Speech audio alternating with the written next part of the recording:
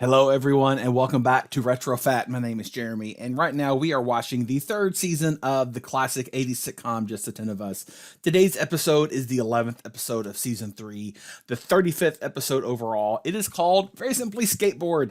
This episode was directed by Frank Bonner. He, of course, plays Father Hargis in this, and it was written by Jake and Mike Weinberger. And this episode first aired on December 8th, 1989. We are getting so close to the end of the show, and that makes me really sad, but we also have a lot of really good episodes ahead of us, so stay tuned. I will get through all of them, including the Virgin Islands episode, Snow Job Part 1 and 2. I promise they will be coming. So we'll comedy tonight, the episode with the pregnant cow. There's still a lot of good ones still to come. So thanks again for watching, and let's get right to it. Okay, Mom's loading the groceries. She'll be here in any second. When she gets in here, that's when I want you to read what's on the paper. I don't even know what these words mean. I'm not paying you to know them, I'm paying you to say them. Unlike certain elected officials, I like to know what I'm saying. Okay, look at it this way. If they buy me the skateboard for my birthday, there's a good chance I'll break my neck. You talked me into it. Now sit here with your book open and the note inside, and act totally uninterested in my life. That I can do. Mom, I see you have the groceries. Yeah. Did you by any chance buy a wheel of cheese? Speaking of wheels, JR, did you get your crummy old skateboard fixed? No, and I won't ride on it either, because it's unsafe. What a shame. And skateboarding is the top sport of heterosexual boys.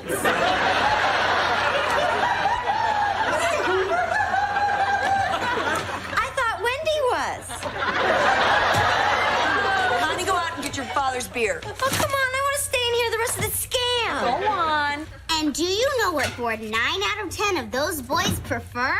Forget it, JR. This is where it gets good. That's right. The Tony Habib skateboard with the patented Go With The Flow honeycomb flex. JR. You're kidding. It's always been my dream to own one of them. JR, honey, I know you're hinting for your birthday, but we can't afford it. I didn't write that. I'm not kidding, JR. Skateboards are very expensive, and we just don't have that kind of money right now. Did I mention I plan to make skateboarding my life's work? Did I mention you're not listening to me? But, Mom, if you could only take a second, see me cruising down the street, then imagine me taking off and doing this incredible 360 turn. And be the envy of his heterosexual friends? Darn it, JR, you're not getting a stinking skateboard, okay? Okay. And it really burns me that I have to blow my stack before you'll listen to me. We can't afford it. Gee. Say, Mom, isn't JR's birthday coming up soon?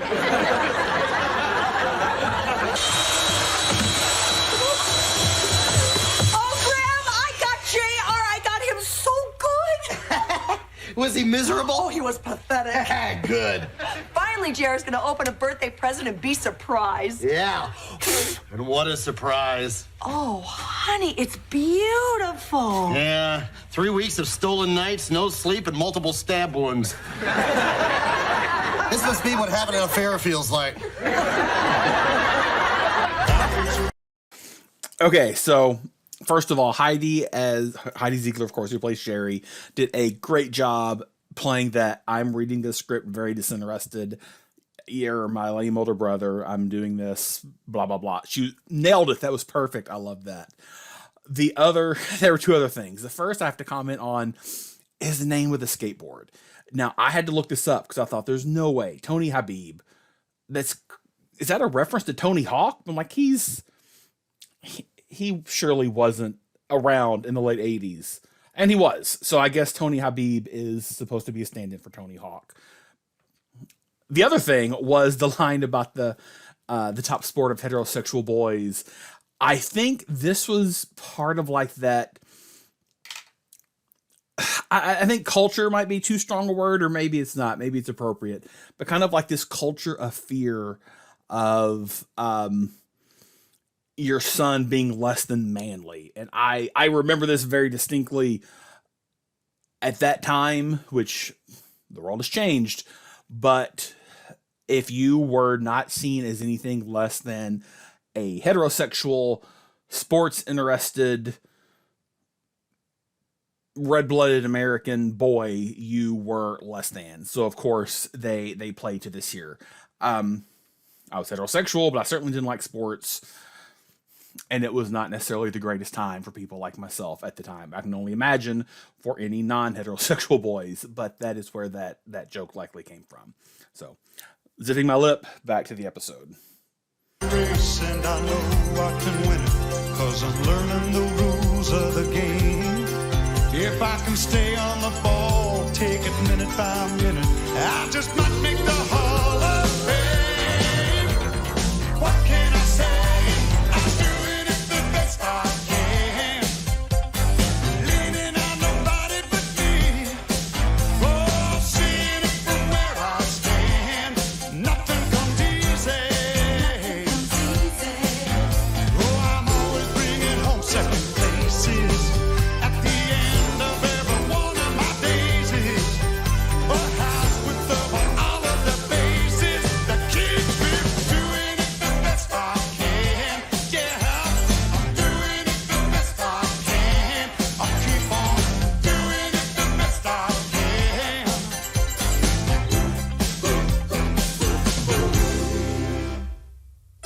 You know, honey, this looks as good as a real skateboard. A real skateboard? Hey, I checked out one of those Tony Habib jobbies down at the store. They got a lot of nerve charging $59.95 for that cheap assembly line crapola. Oh, I didn't mean anything, honey. Well, I didn't use any cheap plywood on this. This baby's made out of a solid block of hickory. Oh. It could support the weight of an elephant. Here, stand on it with me. Okay.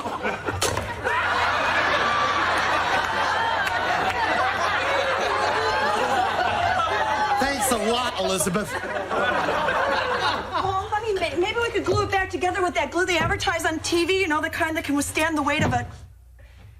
Never mind. Damn it. I was this close to finishing. Oh, gosh, I know just how you feel.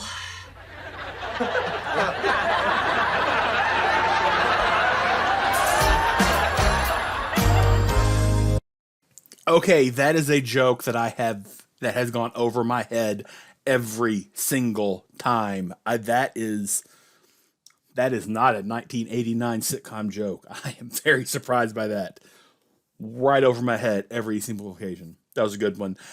As a fat guy, I do not get offended by fat jokes ever. I do think they're sometimes cheap. This one wasn't bad. I kind of enjoyed that one. And I think it's good he stood on it, because if it can't stand him just standing on it, JR certainly couldn't write it. But the Elizabeth and the not finishing joke and the frustration, that's edgy. I'm a little surprised by that. Next on Geraldo, women who used to be men, who used to be women. Guys, am I interrupting anything? You have no idea.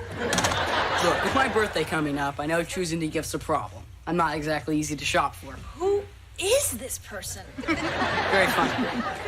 Before you go out and spend all kinds of money on things I don't need, why don't you pool your resources and buy me something I can seriously injure myself with? We're not gonna buy you the skateboard either. I don't care what sport homosexual boys prefer. No, you have that wrong. JR, forget it. Because you can't afford it? No, we can afford it. But why would we want to waste our money on you? Good idea. And I'll open the pot with $10.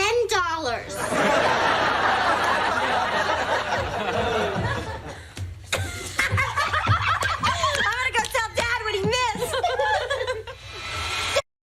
Okay, a few thoughts there. Cindy's line, I don't care what homosexual boys prefer. That's a good line. It only would have fit coming from Cindy. Marie's line was a little mean for her, but it still fit. It's funny that this comes up because we had the Geraldo clip about men who used to be women who used to be men. I may have that inverted. But anyway, the point being, just this week, I heard from a fan of the show. I won't mention her name because I don't know how public this is, but she's certainly welcome to comment in the comments if she would like, who is trans, and made a comment about how just a few episodes ago, maybe it was last episode even, there was the joke about transvestites.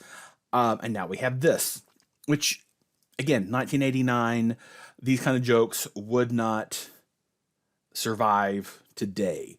And it's just a little bit of synchronicity that surprised me that I had that conversation with a fan of the show just this week. And here we have it in this very episode again. So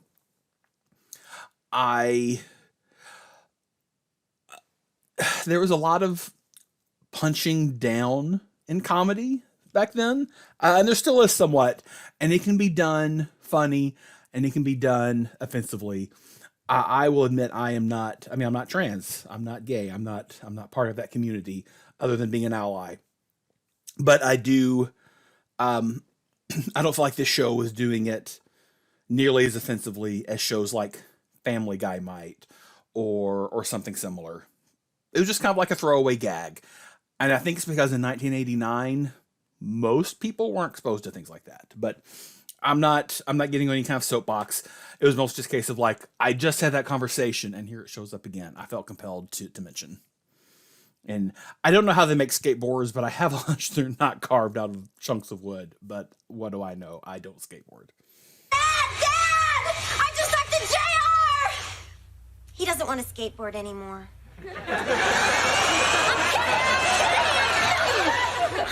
Oh boy, we got him better than Mom. He's so desperate now, I wouldn't be surprised if he jumps off the roof. Yeah, well, he's riding this board even if he does break both legs. I'll let you get back to work. Okay. Oh, you know this idea with the homemade gifts? It's not gonna go beyond JR, is it? Because I really don't need a mahogany bra. But don't worry about it. You don't need a bra at all.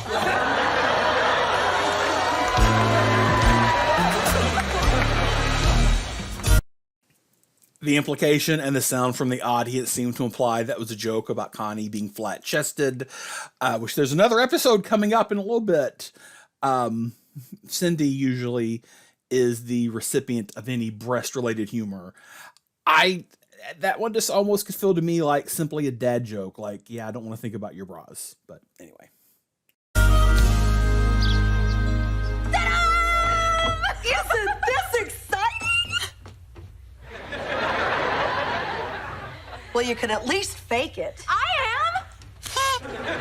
Now, will one of you please show a little enthusiasm and go out there and get your brother, please?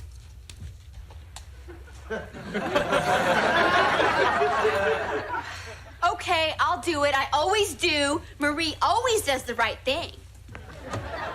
No, I won't. It's not right and it's not fair. Why should I always do it when these sluts just sit here?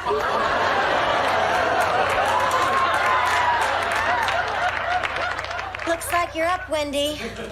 Me? I don't even like the kid. Who does?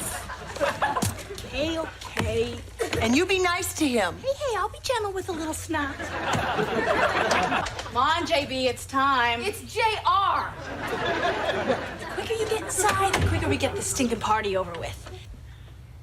You're not gonna cry or something, are you? No, I'm not gonna cry. Jeez Louise, people don't get depressed about their birthday till they get old, like they're 20 or something. What do you care anyway? I don't. Goodbye. Oh, look. I know we don't have much in common. I don't know what a person like you thinks, or even if you do. All I know is you're making a bunch of people unhappy, and it is all coming down on me. Why couldn't they just get me a crummy skateboard? Well, why didn't you tell Mom that's what you wanted? I did! No, you didn't. You had little what's-her-name Shirley do it. Sherry. Fine, you got the names right. But you're missing the big picture. Which is? A dip like you should be happy getting anything. Let's say it's your birthday. It's my birthday too, yeah! Let's say it's your birthday. Gonna have a good time. I'm glad it's your birthday. Happy birthday to you. Everyone! I hope you all choke on birthday cake. Happy Happy birthday, JR. Yes, happy birthday, honey. Happy birthday, JR. Happy birthday, Okay, it's present time. JR, it's not much, but... Enough with that. Elizabeth, where is it? Oh, it's behind the sofa, honey. Oh, look, it's here. Rose's birthday card. Wow. Open it. All right, $60. Where can I use this? Yes, for shoes. JR, I think you're gonna like this. You did! Wow, it's a homemade skateboard. Honey, your dad made that for you. Yeah, that's not red paint, that's my blood. Yeah, it's great. It's better than any of that Tony Hophead junk you can buy in the store. Yeah, it's pretty neat. Thanks, Dad. Open this one. JR, open it this way. I got a special for you. Pretty neat. I bleed and all I get is pretty neat. Oh, Graham, you know JR loved it. He's just at that age. Well, so am I. Honey, remember back when you were 13? Didn't you always want to act cool? No, I was too busy losing my hair. Only Heather Langenkamp, Deb Harmon, and Bill Kirchenbauer could lean into the dorkiness that hard like that. I mean, that was almost like secondhand embarrassment bad, which again is kind of funny because we know that Marie can actually dance. We see her dance on the stage at Danny's, but I digress. I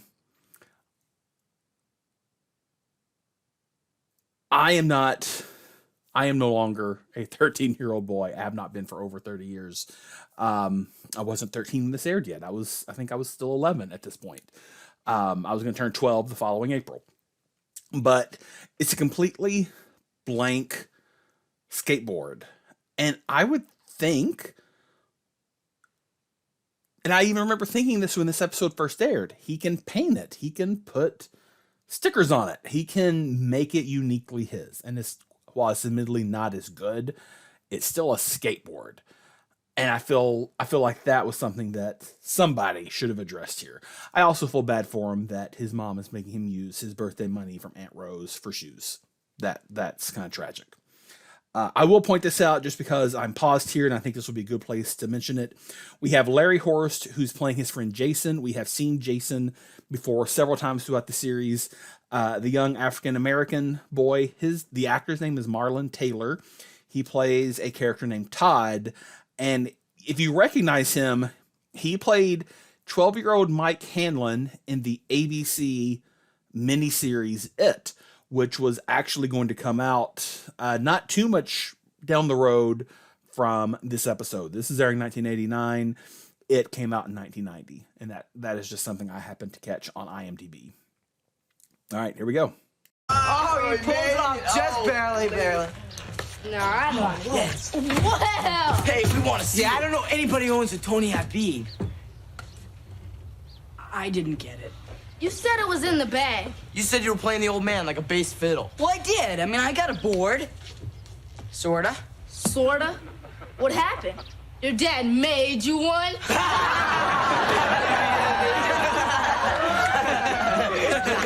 That's funny. Hey, JR, you forgot your Lubbock Express. You guys better watch out. JR is going to leave you in the dust.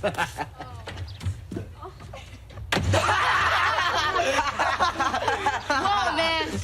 My sympathies.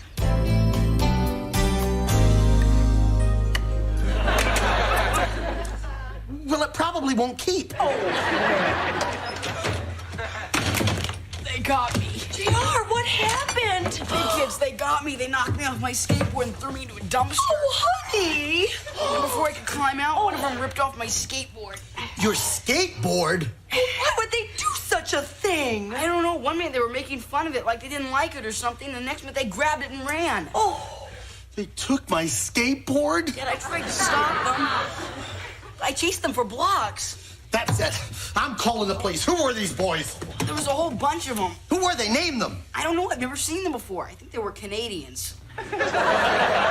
Canadians? Yeah, well, they had Canadian plates in their car. That's it. I'm writing a letter to Alan Thicke. Oh, honey. I'm not going to put up with these roving bands of Canadian outlaws anymore.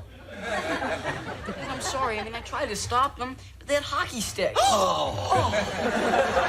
That's all right, son. It's not your fault. But I know how much work you put into it. That's what hurts most about losing it. Well, at least you got to show it off to your friends. How about I whip you guys up a couple of Monte Cristo sandwiches, huh? No, thanks. I don't have much of an appetite. Honey, I know it wouldn't mean as much as the one your dad made you, but you know, you could buy a skateboard. We can't afford it. But we have Aunt Rose's money. It's for shoes. Well, you could wear your sister's shoes. I just mean those gym shoes that Connie's outgrown. What? No, honey, I insist you use that money, sweetheart. Well, okay. But it'll never be as good as the one Dad made me. I know, honey.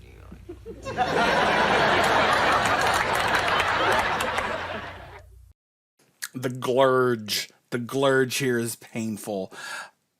I am a little skeptical that Graham and Elizabeth would be that naive, but that's what the show dictates. I also liked the throwback to Alan Thicke and the hockey sticks and the roving bands of Canadians who are going around stealing skateboards.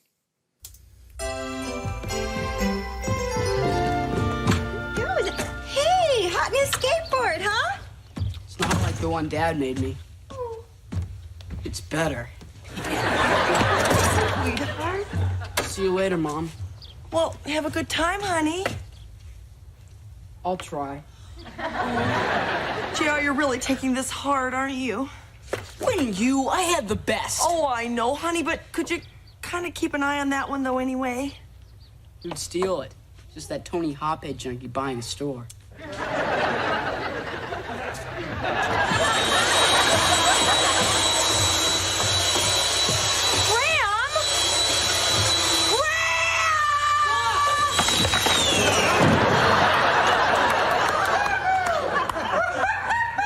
What the hell are you doing, Elizabeth? Well, honey, what are you doing? Well, I'm making him another board. You know he bought one.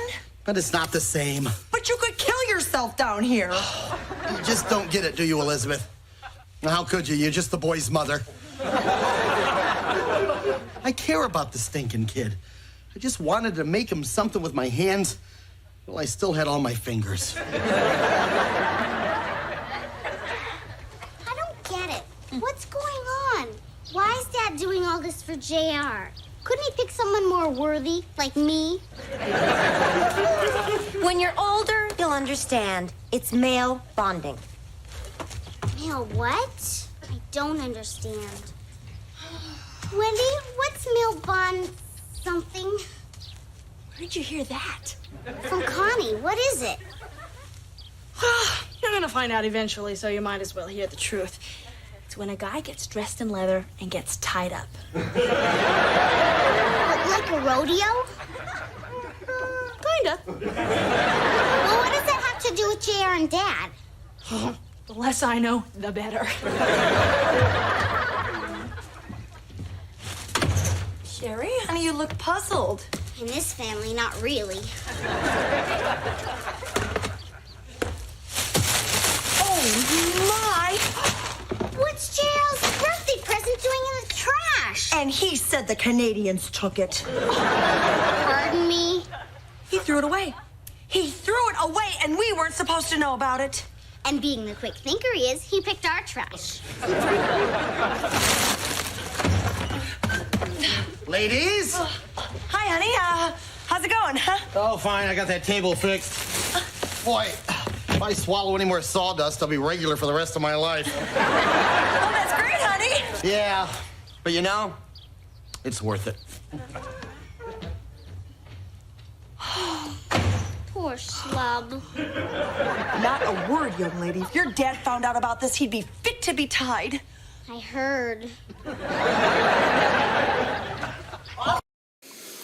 The male bondage joke. Holy cow, I cannot believe this aired in the 80s on Friday nights during like family sitcom hour. all of these jokes went so far over my head, and I do not remember that. I'm wondering if this is the first time it's like clicked, because I don't remember this from the USA or USA version, and maybe it was cut for syndication. But wow, it's funny. But this show, man, this show, we are not good enough to have deserved this show, and I think that's why it was taken from us in its prime. Just the 10 of us was too good for us. Hey, tomorrow I do the ultimate, a 360 jump. See ya. So, how's your new board? Oh, it's okay. It's got wheels. Not as good as this one, though, huh? Look, Mom, I save it, JR. 'Cause I know you're lying. How could you do this? This is the board your father made you. This is the board he sweated on and bled on and did God knows what on. But Mom, you don't understand. No, you don't understand. JR, how could you do this? What was going on in your mind? What were you thinking? But it's a dumb board. What? Everybody knows you don't make skateboards, you buy them. Where you been? Well, why don't we just go and explain that to your father, young man? What's Dad got to do with this? Come along, Mr. Tony Hotshot. It's Habib, Mom. Habib.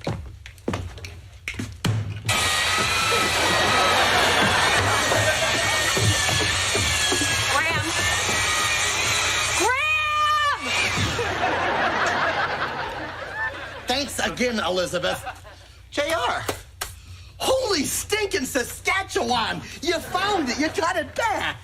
JR, you want to tell him where we found it? Yeah, JR, tell me. What happened? How'd you do it? Where'd you find it? Why isn't anybody smiling? I think it would be more appropriate if you heard it from your son. What is it, JR? You look busy. I'll go. Oh, no, I'm not. Not anymore. I don't have to make you another board. That's what you've been doing down here? Yeah, every night for the past 3 weeks. Uh-huh.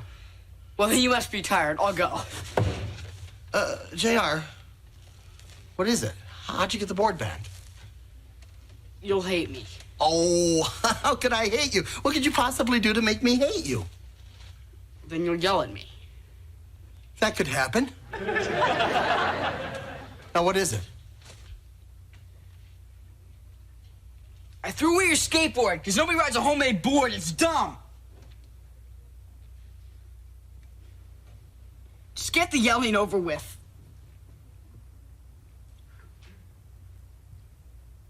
Dad? Dad? So you're saying there were no Canadians? Yeah. And no hockey sticks? Yeah. And you were ashamed of what I made for you? No, I wasn't ashamed to own it. I was ashamed to ride it. No, I didn't mean for you to throw it away. Dad? Dad? Dad? Come on, Dad. Why are you acting this way? What are you doing? Wouldn't you feel better if you just yelled at me? I would. Quiet, JR. That's better. Now sit down over there. I've got something I want you to listen to. On my 11th birthday, my father gave me this record as a present. How much is that dog in the window? Arf, arf. The one with the waggly tail. How much is that dog in the window? Arf, arf. I do hope, I do hope, I do hope. That's nice. No, it isn't. It's terrible. I hated it. The version I wanted was by the singing rage Miss Patty Page. Uh-huh. But my father thought it would be special if he sang it for me. He did the barks, too. He was fond of his beer. So you do understand. It's just like this deal. I wanted Tony Habib just like you wanted Patty Page. Oh, no, you didn't, JR. But it's the same thing. I mean, we both want something important to us, and neither one of us got it. I knew you'd understand. Oh, I understand, JR. But you handled it a lot better than I did. I told my father directly to his face how I felt. I didn't have the good sense to lie and then throw the present in the trash when he wasn't looking. So it's a point in my favor? JR, do you understand any of what I'm telling you today? I understand you know how I'm feeling, and that you don't hate me for hurting your feelings. I'm gonna have to take the new board back because I've been a line sack. No. You can keep it. I can? Great.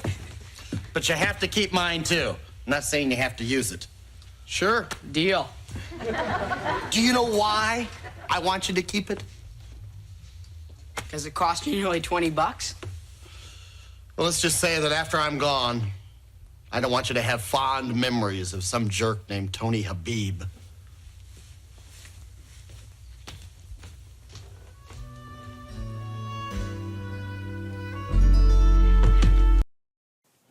Graham is such a good dad. One of the best TV dads, hands down. That was awesome. It was funny with JR asking him not to yell, and then this, like, he wants him to keep the skateboard to remember him someday. And that's just awesome. I'll be back in an hour. Yeah, break a leg.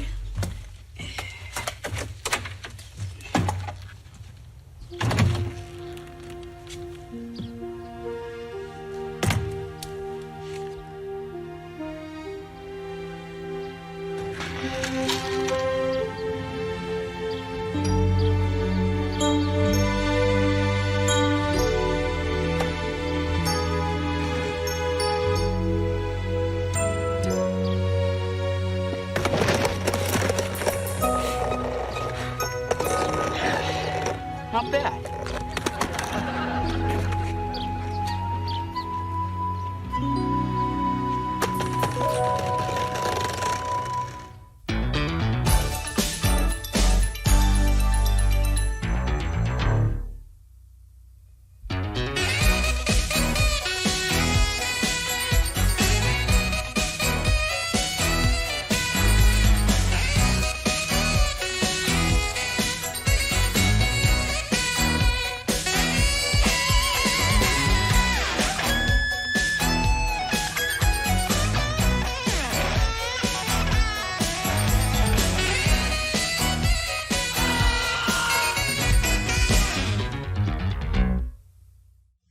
Okay, I just went back and looked at my horrible bootleg syndicated versions, and the male bondage joke was there too. Apparently, this just did not impress upon me enough that I remembered it. And wow, between that and Marie calling her sister sluts, this was a different kind of episode. It was a little mean. It was a little edgy.